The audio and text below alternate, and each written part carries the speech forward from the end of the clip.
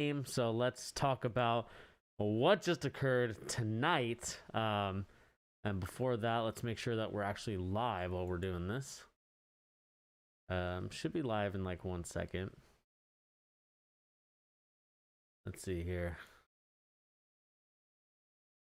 All right, I think we're live right now, if I'm not mistaken. Yep.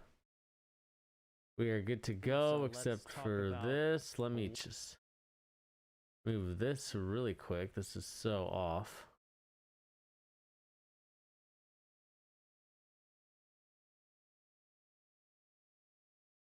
And boy, oh boy. So first of all, before we start hey Supreme Gamer, how you doing, man?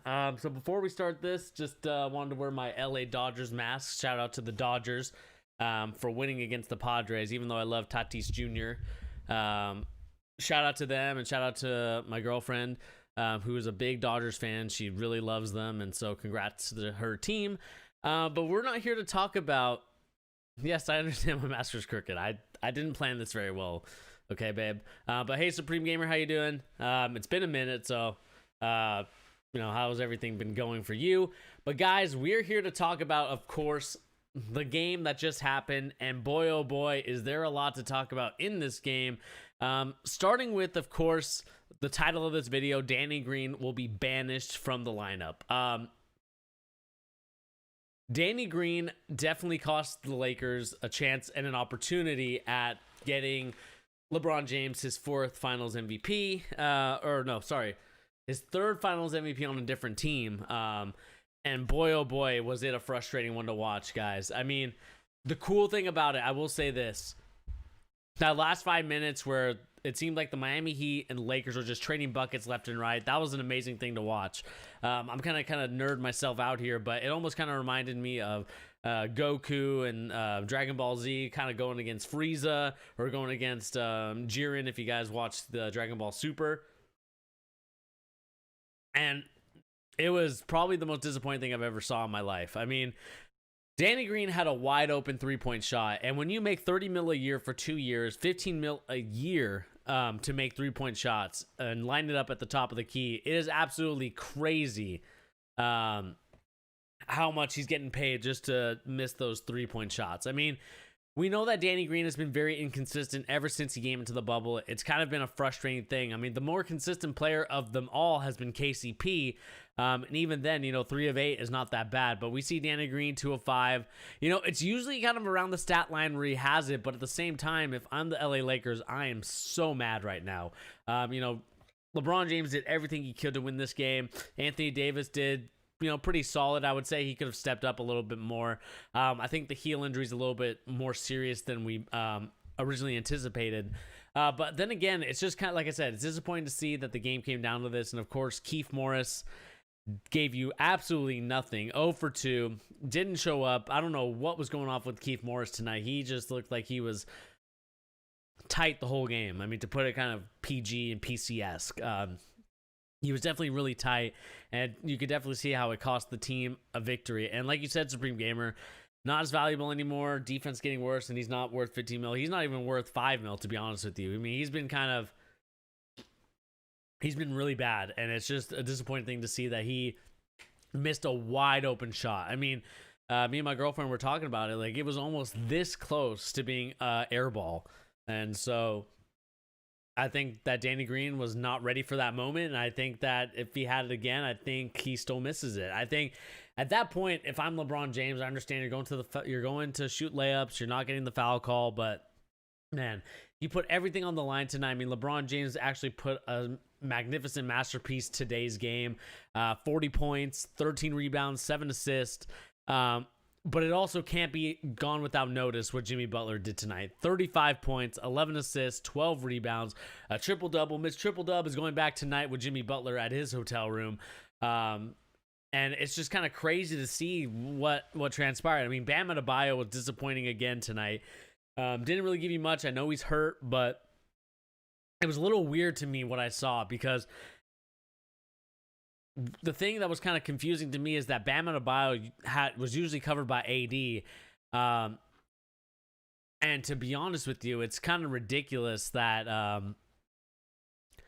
that Bam Adebayo was trying to go at Anthony Davis instead of giving the mismatches, because we know for a fact throughout this whole series that Jimmy Butler has had the mismatch on either Markieff Morris or, you know, one of the smaller players like Kuzma or KCP. That's kind of been the main priority of getting Jimmy Butler those switches so he can attack those mismatches. It's the same thing that the Lakers do to the Heat when they attack Duncan Robinson and Tyler Hero.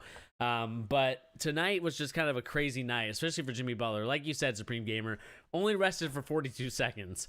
And then, you know, maybe halftime as well. So it's kind of crazy to see that he played 47 minutes. I mean, LeBron James played 42. Bam Adebayo played 38, and Anthony Davis played 42. I think Anthony Davis would have played the whole game, honestly, if not for that heel injury. And like I said, I think that heel injury is a little bit worse than we anticipated.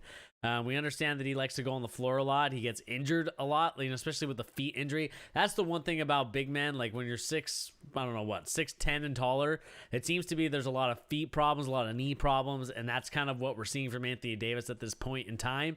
And like it's kind of disappointing to see, because I know Anthony Davis was cooking out there, and he kind of had to take a back seat once he got injured, and then he stepped in a little bit. But it's just, I don't know. I just was a little disappointed in Anthony Davis tonight. I know he had 28. I know he had 12 rebounds, but still, I could have expected a little bit more.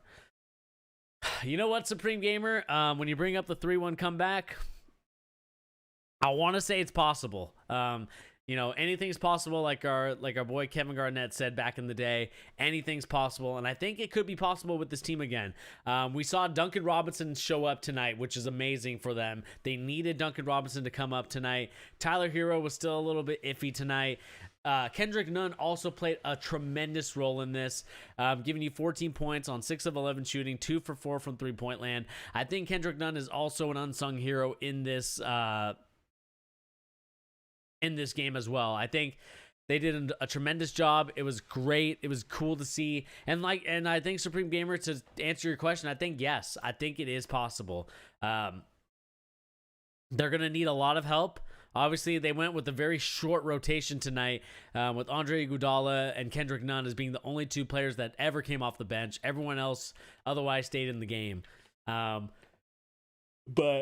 yeah, we'll see what happens here. Supreme Gamer, I don't think Goran Dragic is coming back. Not because I don't think he wants to. I just think the injury is too severe. I think when you tear something, or when a ligament is torn in your foot, I just don't see you coming back from it. I know my girlfriend, who's an athletic trainer, can probably tell me otherwise, but I don't know. I just don't think that it's one of those injuries that I would risk coming back and trying to play under, especially, you know, if it's you know, it could be lingering. It could be a career-ending injury at some point. You know, the feet are very important to basketball and any other sport, and walking.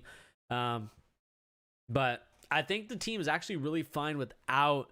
Obviously, they're better with Goran Dragic, but I think they're better without a injured Goran Dragic, if that makes sense. Like, I know Goran Dragic brings a lot to the table, but I think if Goran Dragic was to play now, I think he would actually hurt the team, and I think he would actually get. I think it would actually hurt the team, in my opinion. I think that they should stick with the Kendrick Nunn, Andre Iguodala. I think Udonis Haslem was ready to go in.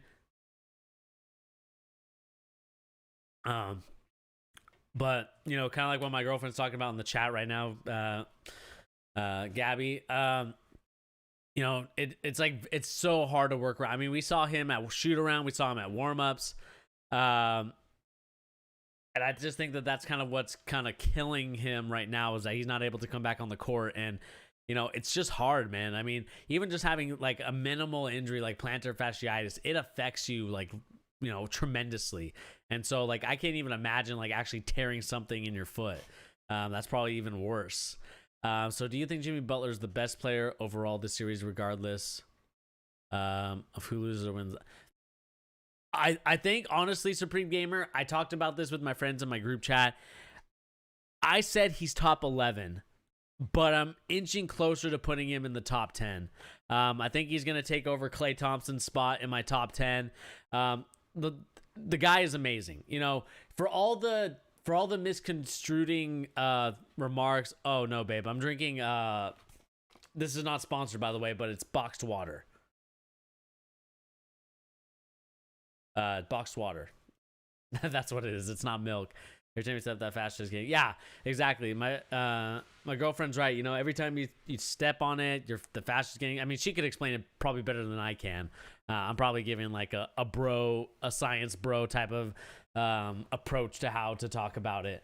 But I think going back to your question, Supreme Gamer, I think that he's in the top 10. Now, I think watching him play, and you know, like I talked about the misconstruing situations that's going on for Jimmy Butler, right? We talk about the Minnesota situation, we talk about the Philadelphia 76ers situation. I think he got the short end of the stick in both of those places. I think the problem was the fact that those guys on the team just didn't want it as badly as Jimmy Butler. I mean, Joel Embiid, we're seeing that he's way out of shape. We're seeing that, God, who else? You know, Andrew Wiggins, Karl Anthony Towns are absolutely doing nothing in the league right now. And that sucks for me to say because I'm a big Karl Anthony Towns fan. But he really hasn't done that much in the league, right? You know, they got to the playoffs once, and Karl Anthony Towns needs to focus on getting in there, man. I know that he's dealing with some other more important situations, but I would love to see Karl Anthony Towns in the playoffs, but it's just kind of disappointing to see that he hasn't been as effective or actually in the playoffs that we normally see. It's just like I wish that he was able to be in there, but it is what it is, I guess, you know.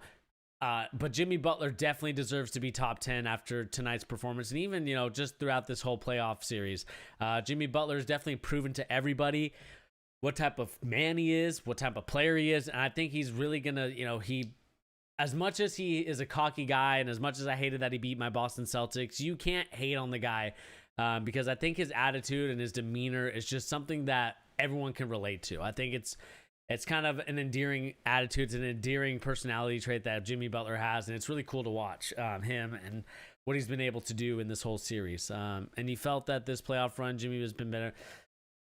The thing I disagree with is that I think Klay Thompson's had too many like good games, and he's actually scored so many freaking points in like the first quarter. I understand it's the system, I get it, but I think Klay Thompson is the best basketball player without having to have the basketball always in his hands. I think he's like Steph Curry, but on steroids. I think Klay Thompson, to be honest with you, is the most important player for the Golden State Warriors during that run, because he was also not only the best three-point shooter, in my opinion. Maybe the stats won't tell me that, but I just think that his release, the way he shoots the ball, and the amount of points he scored in a game is absolutely tremendous. And I think that Klay Thompson gets severely underrated because Steph gets all of the credit. Klay Thompson's more of the laid-back guy. You know, he's just kind of chilling. He's kind of doing his own thing. But, man, I think Klay Thompson gets seriously underrated when it comes to these discussions because I think he's the greatest mover without the basketball I think I've ever seen. You know, it's almost Ray Allen-esque the way that he's able to move around, and the shot's even more fluid than Ray Allen's. I mean, as much as I would love to say that, but and, you know, maybe he will finish with the ring. I mean, obviously, I don't think it's going to be this year. I think it's going to be the LA Lakers in 6. You know, we keep being wrong about these numbers, but I just don't see the Miami Heat getting back into the series unless Anthony Davis's heel injury is a lot more serious than we thought. Because I think that when we look at everything, I think the heel injury is going to be the biggest factor. And I think it's if Anthony Davis' heel injury is really that is prohibiting him from being an actual effective player, then I think it'll be a tremendous loss for the LA Lakers. And if we don't see them kind of compete, then it's going to be one of those situations where I don't see them kind of, you know, doing the right thing. And I just think that when it comes to the Heat, I just think that they're going to need one more superstar, whether that's, you know, Bradley Beal or whether that's, you know, trading for Giannis or Giannis coming to them in 2021. I do see them being very effective in that aspect, but they're going to need a lot more pieces, I think, in order to do that. I think you take Tyler Hero and you trade him. Oh, man. Oh. Usually don't stream this late, but yeah, I do think that, you know, you trade Tyler Hero. I know he's a young rookie, but I think you can trade him on potential, and I think he could actually be a good asset. And to kind of go back to my girlfriend's kind of and an analyst on what's going on. If it's torn, you got to keep it from stretching each time. Like I said, it depends on how bad it is. I mean, it's absolutely correct. I mean, it's all about pain tolerance at this point for Goran Dragic. I mean, if you're able to go 40 plus minutes on it, then be my guest. But I just think that it's a really big risk for Goran Dragic to be playing on that and having long lasting effects on your foot. And not to say selfishly, you're supposed to win the title and all that stuff, but come on, if you're not going to help the team, then I just say, you know what, don't even go on the floor. Just kind of relax. Just let your other teammates do it because they've been actually doing a pretty good job. It would have been interesting to see how they would have done with Goran Dragic, but we'll see what happens from here on out. But would I trade Danny Green? I would trade him to Nova Scotia. I would trade him anywhere that would take Danny Green. Danny Green is, unfortunately, what sucks to see is that, he was such a good player for the San Antonio Spurs. He was so clutch for them. And now he's just kind of one of those guys that's just so, I just think that his best years are behind him. And I think that he is, maybe he can prove me wrong and hit a game winner in the next game. But I think this next game has to be LeBron James goes full out attack and full out, I'm winning this MVP and I'm grabbing the bull by the horns, because I think even though he scored 40 points tonight on 6 of 9 shooting, you wasted a great game from LeBron James with the way that Danny Green was not able to shoot the 3, but also the fact that Keith Morris threw a ball away and there was a huge and crucial turnover. Again, 4 turnovers for LeBron James. Not really a big fan of those 4 turnovers.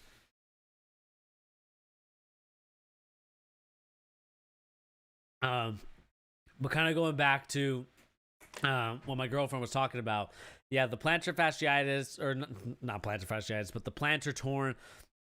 That's such a tough injury, and I don't think that it's one that you can easily recover from. And I think that's going to be a super serious situation. I think Kuzma tonight was really awful. I think he's been god awful this whole series. And I just think that it's frustrating that Kyle Kuzma continues to cost the Lakers in crucial moments, right? A minus 17 tonight. That has to be unacceptable. 3 for 10. I understand Kuzma is one of those guys that has like a shooter forget mindset. But honestly, that's just not what I want to see from Kyle Kuzma this year. That's not what I want to see from Kyle Kuzma as they try and go for a championship. And I don't understand why Kyle Kuzma plays as much as he does. 22 minutes. Caruso plays 23. Caruso didn't really give you much tonight either. Rondo also was god awful. I mean, made 1 layup and that was it. And basically LeBron James took the team on his back and said, hey, I'm going to try and do my best, but I'm going to need everyone else to pull their weight. And KCP pulled his weight, but everyone else, Dwight Howard, Danny Green, Keith, Kuz, Rondo, Caruso, did not pull their weight. And Supreme Gamer, you are absolutely right. LeBron James, as much as we want to say that he's getting old and his best years are behind him,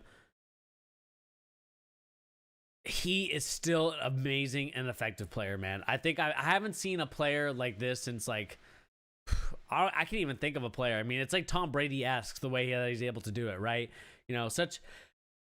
For the sport that he plays and the age that he's at, LeBron James shouldn't be dunking on people. He shouldn't be doing the things that he does. That and one where he made it over both Jay Crowder and Tyler Hero was absolutely astounding. I couldn't believe that he made that and one.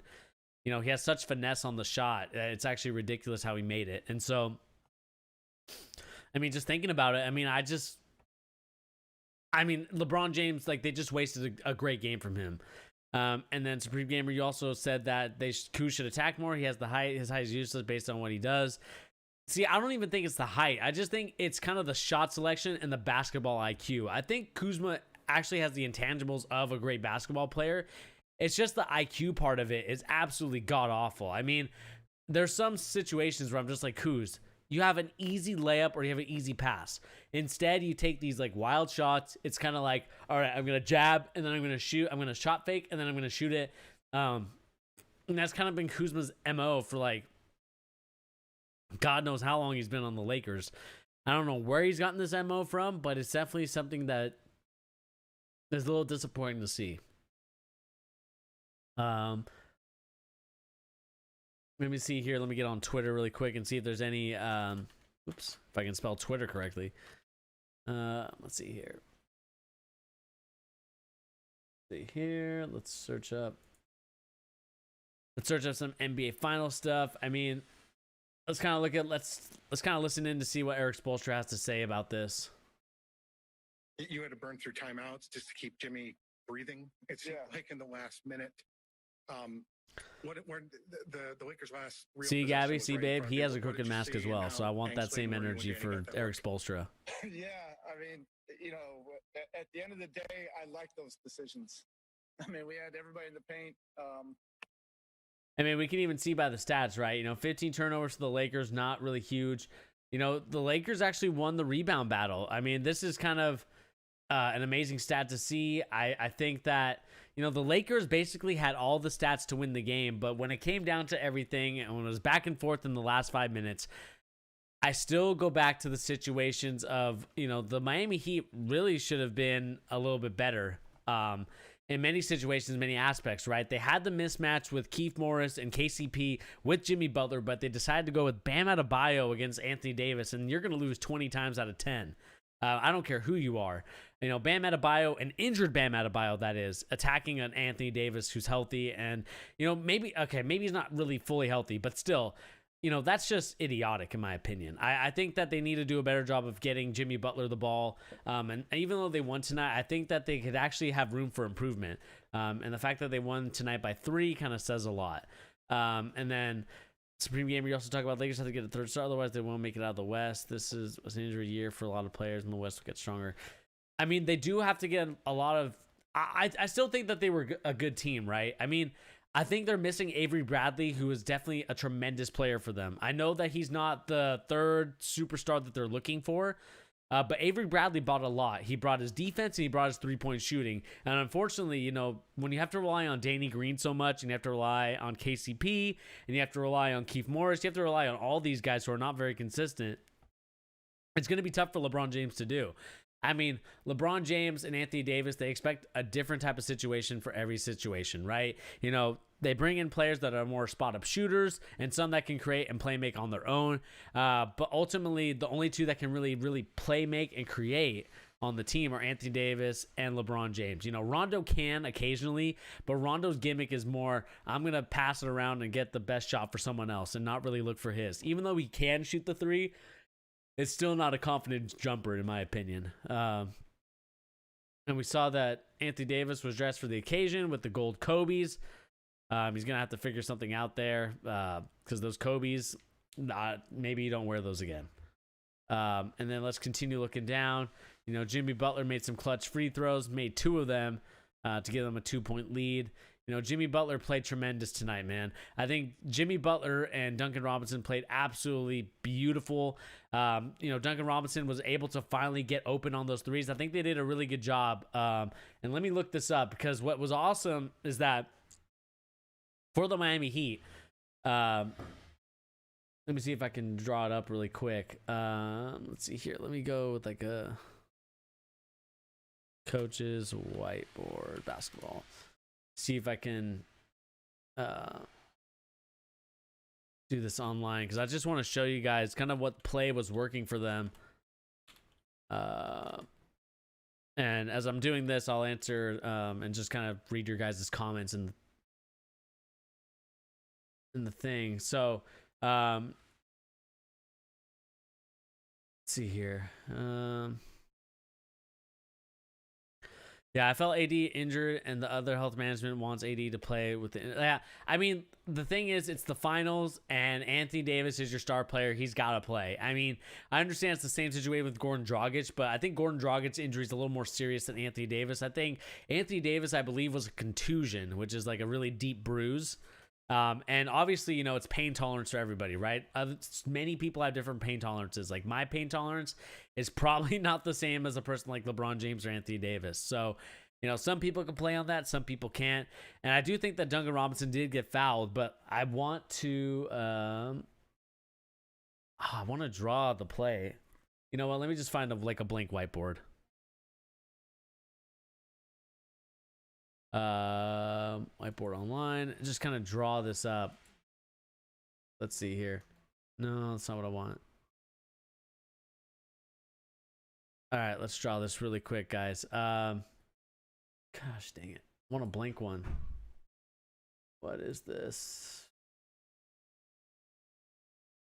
I have no idea why I can't just find a blank. Gosh dang it.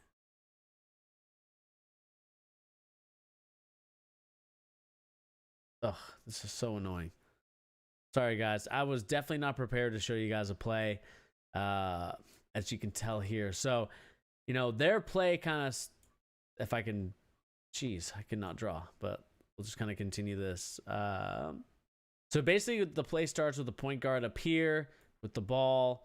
You have Duncan Robinson down here, and then you have some wing sets with, like, you know, Jimmy Butler, kind of Bam here. I can't even think of who else was in this game.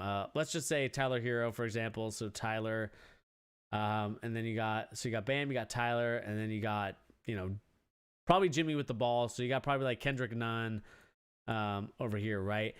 And so what would happen is that they would kind of actually Bam and Tyler would switch, but basically, essentially, this is what would happen. Basically, these two would kind of what we call a horn set.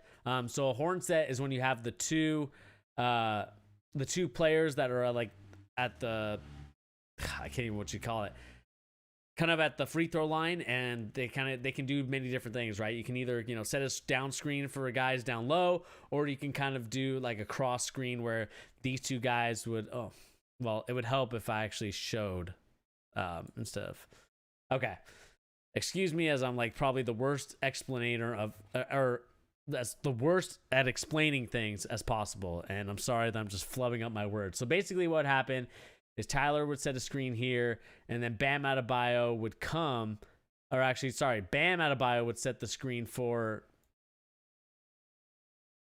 Bam would set the screen for Tyler Hero, so Tyler Hero would come off and end up here, and as that's happening, Bam Adebayo is either going to set a screen or his guy is not going to pay attention, and then Duncan Robinson kind of comes up because then Bam Adebayo is coming up here to set the screen, and as that happens, you see Duncan Robinson, he's going to pass the ball. Okay, I'm probably doing a terrible job at explaining all this. Let me go to half court hoops and kind of show you guys what I'm talking about, because he actually has this play. Let me see if I can find it, because he actually talks about it or shows it. Let's see here.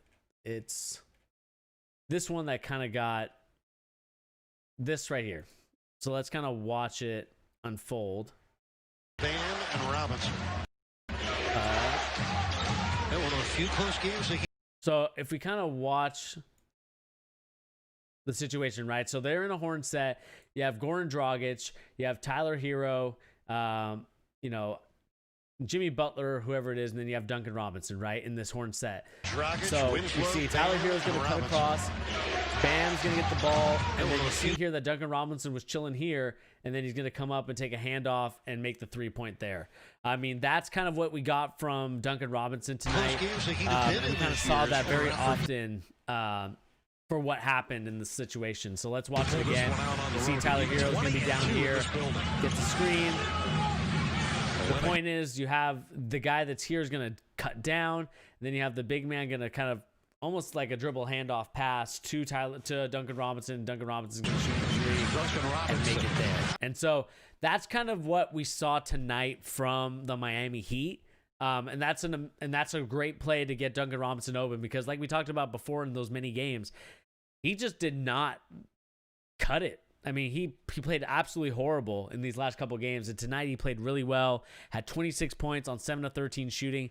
That is definitely what the Miami Heat are going to need, but they're also going to need to step up from Jay Crowder as well, because Jay Crowder tonight, even though he was a +1, you know, having the defensive assignments, I do think that it's one of those things where he needs to shoot better at the three-point shot if they want to win comfortably.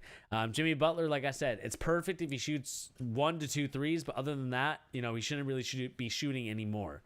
And so that's an amazing thing to see. You saw Bam Adebayo, like I said, kind of chilling, not really doing much. And then you had Andre Iguodala, who basically did nothing this whole game besides defend LeBron and do an okay job. LeBron James is going to go off for 40. There's not much you can do about it. I think LeBron James at this point is just going to keep going and keep attacking. And then, of course, you have Kendrick Nunn, who played really well today. The problem with Kendrick Nunn is that because he's a rookie, he's going to be very inconsistent. So you're not going to get the consistent Kendrick Nunn where he's 6 for 11. You might get one where he's like 2 for 12 or 2 for 11, but you're definitely not going to get the same Kendrick Nunn, unfortunately. And that's just due to rookies. You know, as you get older, you build consistency, you work on that. And I think that he will eventually get that in his career. And you're right, Supreme Gamer. I do think that Jay Crowder needs to find his rhythm, because right now he is absolutely struggling on the court, especially 3-point shooting. You know, when you're 2 of 9, that's just liberty of not taking that many shots. I mean, Duncan Robinson was 7 to 13. Tyler Hero was 2 for 3. Jimmy Butler was 1 of 2. And then other than that, it was Kendrick Nunn who was 2 for 4. So they didn't really get much 3-point shooting tonight. So we'll see. We'll see what happens to Kendrick Nunn. I'm hoping that he plays very well, and I'm also hoping that Jay Crowder can step up and get into some form, because I want this to be an interesting series. I think that, you know, the ratings are only going to get better from here, man. I think that these next couple games are actually going to be interesting. I think the ratings do better. I know it's a crappy thing to say, but the league does a lot better numbers-wise when LeBron James is like on the brink, or like LeBron James is struggling. I mean, we saw that Game 7 against the Warriors when he won his championship against the Warriors when he was on the Cavs, man. Like, that was an amazing finals, and it led to some amazing moments. And really thinking about it more, there's not really that much to talk about in that aspect. I mean, like I said, the Lakers had the perfect strategy. I think that the Lakers ultimately did not do a good job at the free throw line. At one point, they were 10 of 19, which is absolutely horrible, 85%. Meanwhile, you have the Miami Heat shooting 95%. The Lakers, again, struggled at the three-point line, except for LeBron James and, you know, somewhat Caldwell Pope. But like I said, this is going to be a fun series. Game 6 on Sunday. Remember, guys, this is going to be an amazing one. We're going to see what the Lakers will do to adjust and to see if they can win this game. Because I think, talking about it and listening to it, I do see that the LA Lakers, if they lose on Sunday, which I don't expect at all, the Lakers are going to be in trouble. And I think that we're going to see what the Lakers, LeBron James, Anthony Davis are made out of, because ultimately, I think it comes down to who's going to be winning the turnover battle and who's going to win the three-point battle. Because, like I said, because Kyle Kuzma did not show up tonight, 3 of 10, 0 of 4 from three-point land. Because Danny Green was 2 of 5, 3 of 8. I mean, they're going to have to play a lot better. And I know Danny Green, you know, got yelled at by LeBron James. I mean, if we can look at this, LeBron James was yelling at, let me see if I can find it. Let me see if I can find this.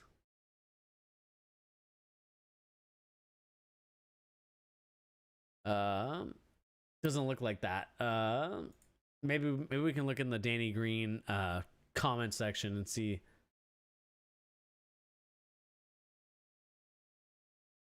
You know, Avery Bradley, like I said,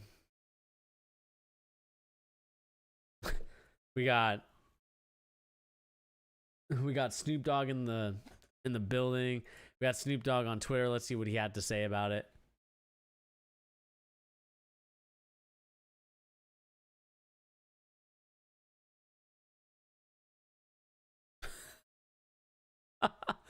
Oh my God, Snoop, too savage. I'm gonna have to copy that. I'm gonna like that. That's so funny. But anyway, kind of going back, you know, we got only last possession. Make sure to leave Danny Green open.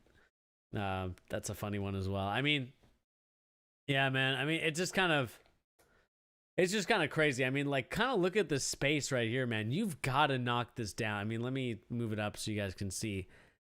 I mean, this is absolutely ridiculous. Like, how do you not make this? You are literally wide. Even if you want to kick it to KCP, that's fine, I guess. But you are literally wide open, man. I mean, you've got to make this shot. I don't care who you are. You know, Kobe Bryant looking down, just kind of like, what the heck, man? But still, a very disappointing sight to see that. Oh, my God.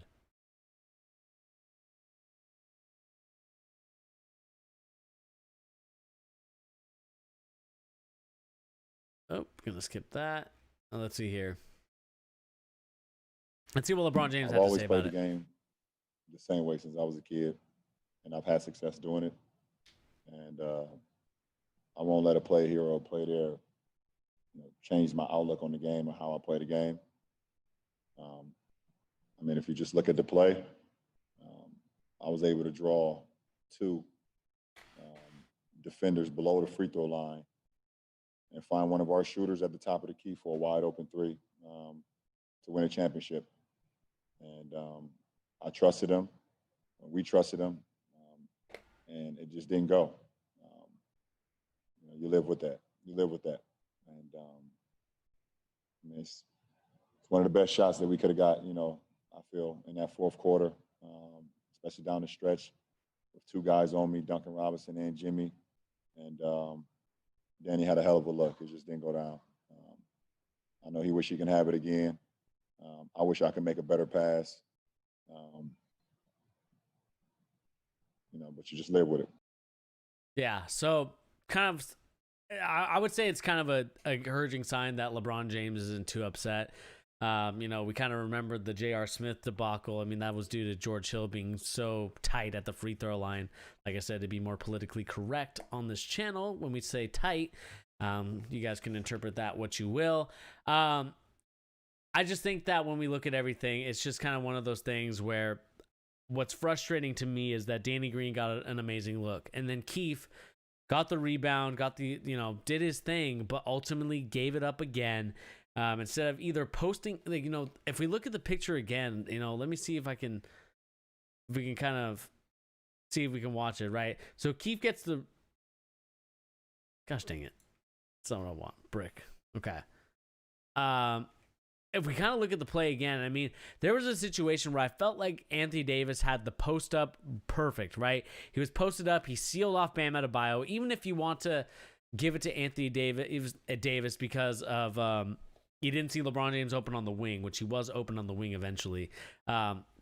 Even if you want to post up Anthony Davis, you give the ball to him right away. I mean, it's one of those things, like, I'm not going to try and lob it to him so he can, make a tip layup. I'm going to give it to Anthony Davis in a post up where he's either 1, going to get fouled, or 2, he's going to dunk it on somebody. He's going to dunk it on Bam because Bam right now is not at full strength. And so that's kind of disappointing to see. And that's kind of what's been kind of going on with Twitter. That's why people are so upset. They definitely should have done a better job of doing that. But you got to tip your hats off again to the Miami Heat. They persevered. They willed their way. And Jimmy Butler, man, is he moving closer and closer to that top 10, man? I think he's even closer to like top 8 the way that he's playing. And that just might be hyperbole. That might be just kind of talking because of what's going on right now. But he is definitely doing a really good job. I'm really amazed at what he has become. Because honestly, like I said, we kind of talk about the cancer situation that was the Philadelphia 76ers, that was the Minnesota Timberwolves, and those teams were just not ready for a player like Jimmy Butler. And we kind of see it as they haven't, 1, made the playoffs, and 2, are absolutely terrible, and they have no direction as they just signed Doc Rivers. It's like, I don't really want to be on this team, but it is what it is. Let's kind of listen to what Jimmy Butler had to say in this postgame. On LeBron James, take me through the last couple minutes on this court.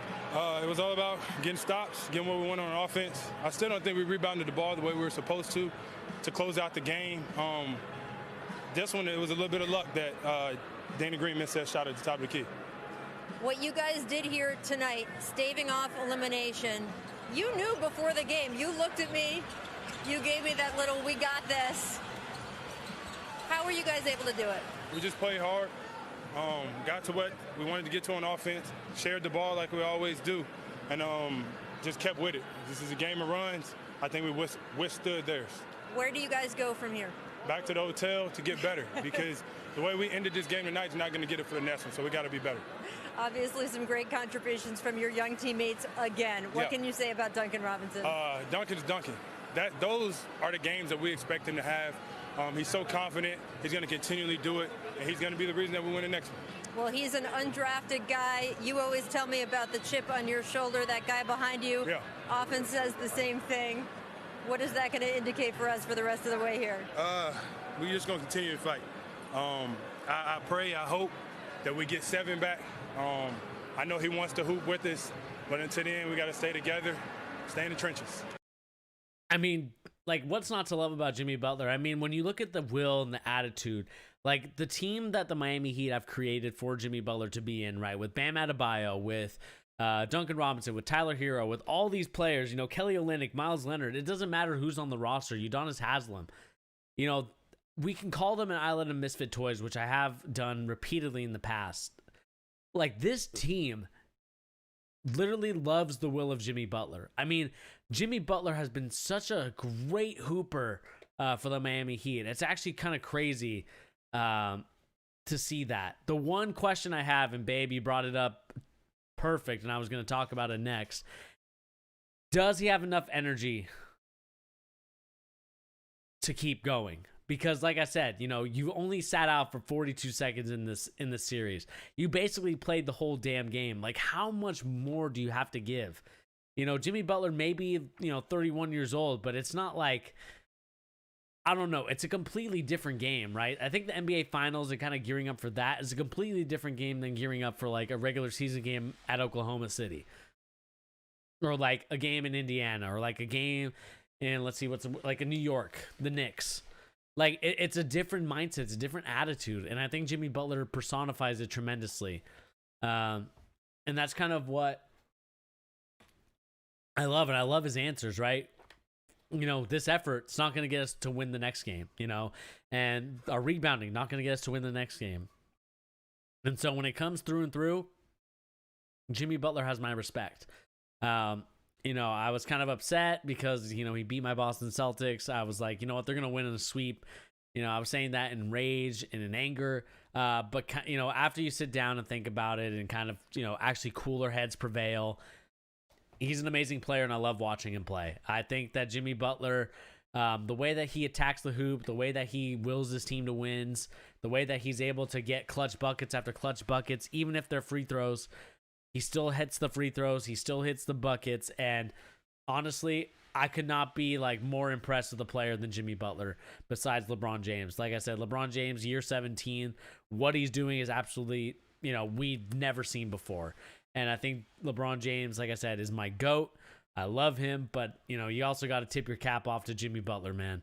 As much as we like to rag on him, maybe not rag on him, as much as, the Minnesota Timberwolves fans, the 76ers fans, the Chicago Bulls fans like to rag on him. Sorry, Yoya. I know that you're a Chicago Bulls fan. I just think when looking at everything, Jimmy Butler is the huge difference in the Miami Heat in this whole series, right? The Miami Heat don't go anywhere without Jimmy Butler, and Jimmy Butler is proving it, right? Everywhere he's gone, teams have made the playoffs. We look at last year, the 76ers were really one shot away from winning the championship. I mean, or not winning the maybe winning the championship. They would have faced the Golden State Warriors. But, getting to the NBA Finals, I mean, it's kind of a crazy thing to see, when it talks about the Toronto Raptors and, Kawhi Leonard hitting that crazy shot to win the game. But Jimmy Butler, man, tip your cap off to him. Great player and love watching him. And like you said, Supreme Gamer, respect for him being a hard worker and not caring about the haters. And those haters are coming from teams where he used to play on, and they were like, well, he was a cancer. He did that. Like, it doesn't matter, dude. Like, is he really the cancer, or is it the culture of your team? Especially in Minnesota. I mean, that's where I was way disappointed in.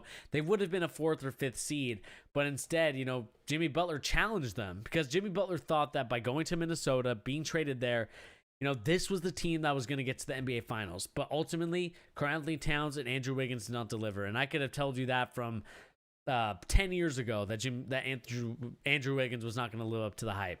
Karl-Anthony Towns is yet to be seen. I'm hoping that he can either get traded to my Boston Celtics or, set to a team where they have championship winning aspects and mindset and aspirations. And I think, like I said, Karl-Anthony Towns can do it. He's just got to put his mind to it. Defensively, he's got to get better. But Jimmy Butler, man, like I said, you got to tip your cap off to him. An amazing player, a great player to watch, and I'm so happy that he's able to get to the NBA Finals and post another triple-double. And let's see what Game 6 has to offer us, guys. I mean, this could be a situation where we see maybe they get it to Game 7 and make it even more interesting. That's going to be the biggest one to find out as we continue to watch the NBA Finals. And then Supreme Gamer, that's why Jimmy likes the Heat. He have a good culture, works hard. Culture is definitely important. I mean, it's kind of important whether you're in the business world, whether you're in, whatever business or venture or whatever you like to go, it's all about the culture and the mindset. If the culture is I'm here to win, I'm here to attack, I'm here to do everything, then that's how you get it. I mean, we kind of see important Knicks have big name free agents. Yeah, I mean, like you said, the Knicks, no one wants to go there because of the culture. The culture and the mindset and the attitude is just not there for the New York Knicks, but it is there for the Miami Heat with Pat Riley. And if I'm the Knicks, honestly, I understand that Pat Riley stayed in Miami, but I would pay over the moon to have him on as an executive or a GM on my team, because he's able to build a roster and a culture there that we haven't seen before. Even when LeBron James left, they never really tanked, right? They kind of stayed in that mediocre tier. They were kind of like in the middle. They didn't really go here. They didn't really go there. But like I said, I think that Jimmy Butler, he just fits the Miami Heat culture so perfectly, and the Miami Heat culture is something that other teams should inspire to do and inspire to build their team like it. And to kind of go back to your question, babe, how much does he sit in the next game? He only sat for 42 seconds in this game. Like he literally just sat maybe for a second and then said, all right, Jimmy, you got to go back in the game. I mean, it's kind of crazy how much time he spent on the court. And to be honest with you, it's going to be tough to do it for 2 more games, because that's what it's going to take to win for the Miami Heat. So we'll see what happens. Like I said, I'm interested to know what's going to be going on. And like you said, Supreme Gamer, culture is the key to a successful business. It's a successful friendship, a successful relationship. Luckily, mine is with my girlfriend.